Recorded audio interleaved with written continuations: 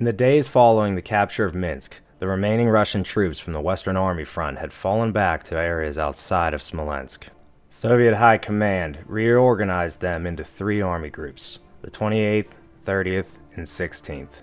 For 7 days, the 30th Army fought in the forests and hills west of Smolensk. Outmatched on the flanks, German panzer divisions broke through, cutting off 8 rifle divisions.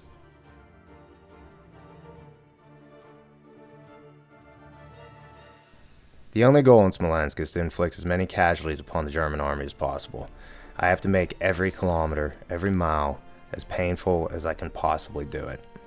To succeed in that, I have to organize this properly, maintain the proper command structure, provide as much support units as possible, and hope for some good die rolls.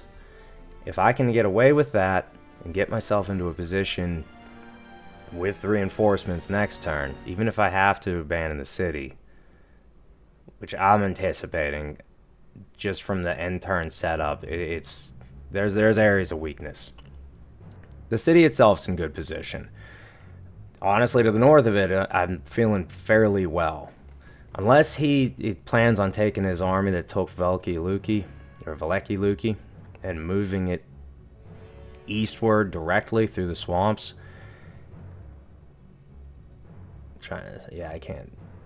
I can't see him doing that. It's not the direction I would go. What I really think he's going to do is head straight forward for the light woods directly north of Smolensk. It would sever my army in half and put me in a position on that side where there's not much I can do. And then honestly, I really think the main push is going to come from the south. I'm able to get some of those tank divisions spread out into the swamp areas, but it's that direct open plains about 30 miles from the river to the river southeast of Smolensk that I'm the most worried about. I can't really stop him there, but if he does cross through that and then head northward to meet up with the Panzer Division, hopefully I can just make it somewhat difficult and then fall back into the next line of defense, which will be a couple more heavy wood areas, and at least I'm still getting swamps. And then maybe I'll have to reanalyze my position in Gamel. In the upcoming week, though, whatever does survive this battle, or these 7 days, I have, in the Smolensk area alone, 2 cavalry divisions and 9 rifle divisions coming from the reserves. The Gamel area, I have 3 more rifle divisions. So, if I do have to reanalyze Gamel, I should have enough units to at least put up a slowing down force. In the Valdai Hills, I have a pretty strong mountain division, cavalry, and then 4 more rifle divisions going there. I'd like to use them mostly to help prevent Leningrad from falling. I have other units going there as well.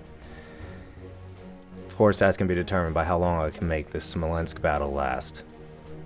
With my AP points, I did take the 28th Army Group and replace their general. Philip Golikov is now in charge. Hopefully he does his job better.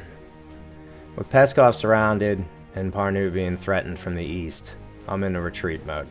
I'm going to fall back 30 miles into the swamps and the forests.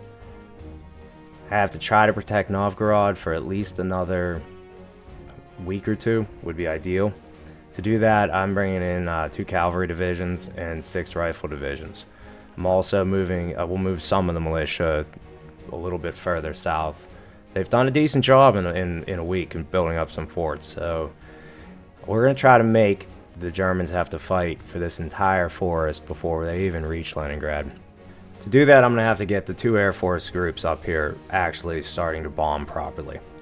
Now, the good news is the airfields are more in range as we get further closer towards Leningrad. And hopefully, he has less airfields to work with as well, and somewhere our numbers even out. The Battle of Kiev's about to start. I have a feeling as I get my turn back and I look into what happened in the following week, we're going to see something. I'm in command limit area for the first time of the war, with the beautiful Russian style of just letting your units get conquered and captured. But he hasn't really threatened north of Kiev yet, and he's only now starting to move southeast of it. It's mostly him going after Odessa and just slowly prodding along. I feel like once he finally does pull the trigger and his next advancement starts, he's going to hit pretty hard. Here I'm just going to fall into my little cave, a little fort, and see what happens there. I've been saying that since the beginning. But we're in an okay position. I'm going to send a turn back.